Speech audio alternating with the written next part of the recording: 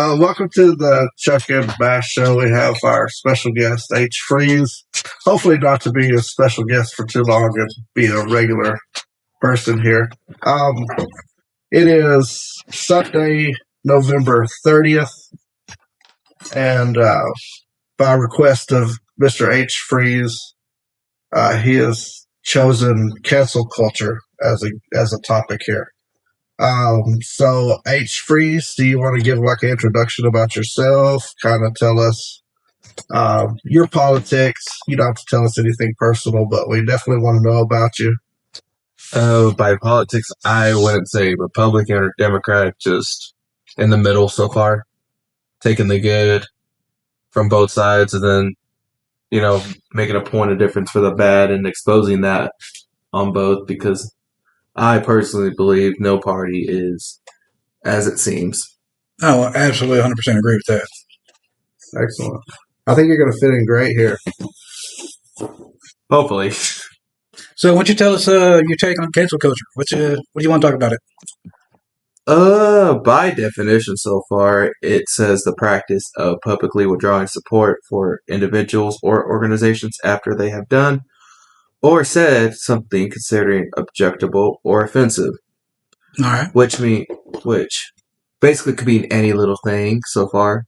Like changing the color of your coffee cup right before the holidays? Pretty much, and I could not agree with that. And then find people who agree with me with not agreeing with you and then making that huge deal. I don't care. I really don't care what color the cup was. I just know it made national headlines and people were losing their minds on it. Exactly. Well, I say happy holidays. Okay. Exactly. This is America, you do you. But apparently not. Because when I say happy holidays, apparently I'm just having a full-on war with Jesus when I do that. Yeah, didn't you know there's only one holiday during this time of year? None of the others apparently exist. Right. It definitely didn't start out pagan and was robbed from about 75 others, but that's going to be something for another day. Speaking of cancel culture, I know we just got canceled and we really just got started here. So, well, there's a fun few weeks. It's time to pack it up. Let's go. Yeah, we just barely made it through Thanksgiving. So, one thing when you brought up cancel culture, I know that was like the first thing you even said to me. And so the first thing that comes across my mind of cancel culture, I thought about the Bud Light controversy, Dylan Mulvaney. That was so stupid to me. Do you remember it? Yes, I do. Okay. What was your thoughts on not Dylan Mulvaney? We could talk about that another time. But what Bud Light did and how that was politicized, and what do you think about Bud Light? I mean, that whole ordeal did not make sense to me whatsoever, because if you think about it, you had farmers who were big supporters of Bud Light, like the everyday man being big supporters. But like I just said about that a while ago, I don't agree with what he said. Get a group of people who don't agree with what I said.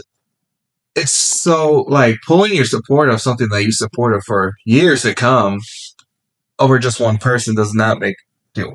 Nothing was wrong about that. He was just, sponsoring it, which, okay. But he wasn't. He wasn't a sponsor. That's the thing. And that's where I was hoping somebody would go, because, he wasn't even a sponsor there. They sent him a commemorative can. They put the dude on the can. It wasn't like you went to Walmart and bought a case of Bud Light and they had Dylan Mulvaney all over it. They made him like a 12-pack or something and sent it to him as, hey, thanks for supporting and whatever you're doing. It wasn't like he was the poster person, for Bud Light, and they still lost their damn minds over it. I'd like to jump in. My opinion, Bud Light is piss water. I can't stand the taste of it, but I know it is a massive selling beer. A lot of people enjoy it. My tastes are a little bit different. You do you. What I found most entertaining was these people are so fragile with their masculinity that they got so offended and butthurt, and they had to they literally went out and bought beer just to shoot it, to show how big, tough, straight man they are. Yeah, the Kid Rock thing with this AR or AK or shotgun or whatever it was. I mean, that'll show them buying their product and shooting it. Yeah, I mean, Like the people social- who buy what was it, last time was it Nikes or something like that, and they were setting them on fire. That'll show them.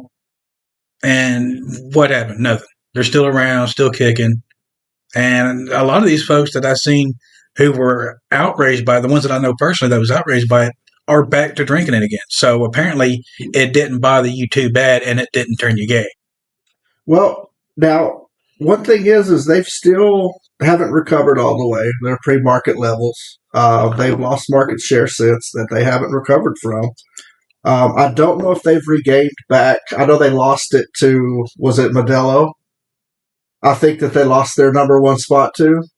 You're shaking your head. Yeah, Yes. You've seen that? Yeah, we can't hear your head right now. I thought it was Modelo. I mean, he was talking, so I'm not That going they to lost it. that. No, but feel free to jump in. I don't want to just take it over. I know it's my show and everything, but So far, what I've seen, it's Modelo, Dos Equis, Corona, yeah, and then Now, Corona took which is a what hit it from should have been. I'm with Mash here. Like, who the hell's drinking Bud Light, man? You know, like, I make enough money to drink imports. Come on now. I mean, I've rarely seen it, but then so far it's like, you know, when I go to a bar, I'll just see someone occasionally get it. Right. I mean, I do agree with what he's saying. It is piss water, but, Yeah. you know. Well, my wife drinks it. So it's a staple in our house. I was all for it after then because, you know, my liberal self, I was like, yeah, you do it. Here we go. You know, since I'm so pro-trans and everything. But yeah, so Bud Light. That was since April 2023. The other thing that I was looking up when you were talking about cancel culture is Target. What do you think about Target, H-Freeze? I rarely shop there, so that's so far no. I think the only thing about Target I've seen so far that they're trying to cancel are these bags that people were waiting on so far.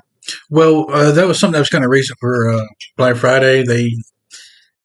They really hyped it up that people were going to get like this awesome goodie bags for being like the first 100 people in the store, and it was like a pack of Uno playing cards and a fucking flyer or something like that. Yeah. It's like whatever they found, they swept underneath the registers and whatever came out is what they put in the bag.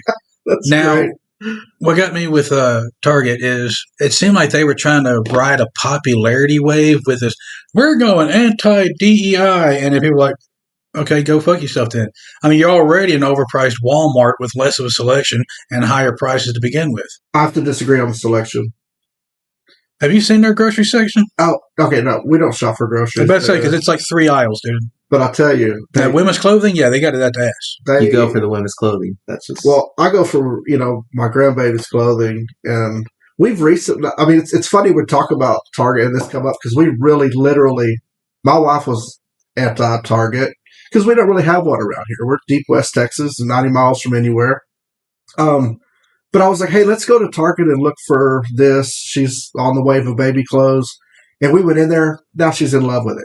Then I found my brand of wine for actually like $1 cheaper than anywhere else. So now Target is a staple here, you know, at my house. What I was going to say about Target, and one of the, you know, you mentioned cancel culture. Immediately, Bud Light, Target, Cracker Barrel just jumps into my head. You know, Cracker Barrel, that was a good one. so They changed their own logo, and it's my fault. right. yes. And let's get to that one. But Target, to me, was a double whammy. So first of all, I don't know if y'all remember a couple of years. Okay, this is every year, actually, not under the Trump administration, because we're anti. What is the month? The Pride Month that we have. Okay, Target is super big Pride Month, right? So they were already getting railed by conservatives ever since Trump came back. But these big companies, they just use Pride Month to try to basically look like they support them. It's all finances for them. And then after the month, it's just it's right back to normal. Oh, agreed, Yeah. totally. But if you look at what Target does during Pride Month, I mean, there's displays. I mean, they were even out there trying to say, like, there was some kids' T-shirts that had some stuff, and they were trying to like demonize this, like we're, you know, doing these drive-by, you know, sex changes at school and stuff like that. But it wasn't even that. But anyway, what I was trying to get to is my point on the Target situation. It was a double whammy. You had conservatives that are already canceling Target because of Pride Month. Target's a big advocate for Pride Month. They are very boisterous about it. Maybe not now. But then you turn around and you take all of your DEI practices whenever the Trump administration came back in and made DEI this huge thing, right? So then they touted, hey, we're taking out all of our DEI initiatives, hiring. They had like minority owned businesses that they were favoring and ordering things through. They stopped all that. So to me, it was the double whammy. Like you already pissed off the conservatives and MAGA. Now, when you start hollering DEI and taking that out, now you're going to lose a whole bunch of liberal and progressive people. And they've lost a lot too. Yeah, I didn't look at the numbers. What they were doing is they were pandering to whichever group they thought was the most popular at the time, to the point they've alienated both sides, and now nobody wants to do business with them. Why can't you just have a business model and stick with it and quit trying to ride the wave of popularity? All to make an extra buck. And they've done screwed themselves. All the way. I think Target was specifically different because, like I say, I haven't seen anyone double F themselves like they just did. Oh, yeah. They really did. Cracker Barrel. What do you think on Cracker Barrel, H. Freeze? Have you ever eaten at a Cracker Barrel in your life? Plenty of times, man. Oh, yeah?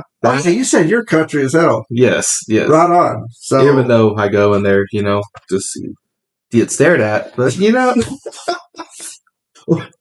why do you get stared at in Cracker Barrel? Let's just say when you're wearing a cinch long sleeve shirt, a hat, and boots, you tend, and you're not the, tie. Melanin. It's because of the melanin.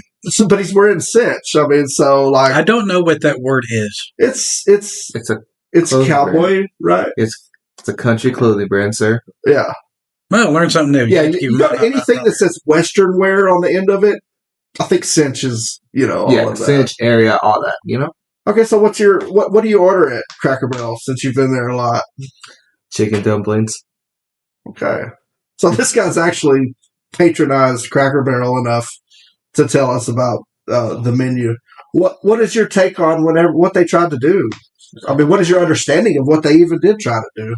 The logo change ain't that bad.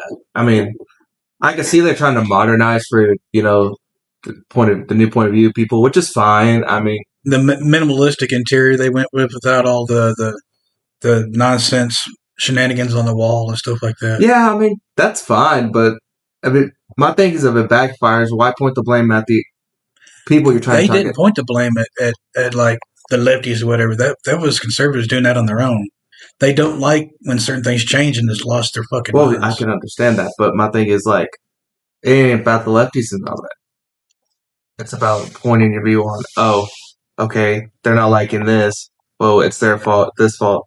And then they're finding the person who decided that. That's totally fine, but, it could be more professional. It's just... Well, didn't they use 3 different marketing firms to come up with that new logo? They spent like millions of dollars. Yes. To try to come up with changes to the restaurant and everything. And it backfired, and the wrong group got blamed for it. Yes, 100%. All that was taking the old man off the logo, right? No, he's like, no, he's still on there. I know, but that was part of it. They were taking the old man off. Yes, it was part of it, and then the interior. The interior is what they complained about. The minimalistic thing. But we're going to have to leave it there for the time being and touch back on this subject in another moment. Tenfold.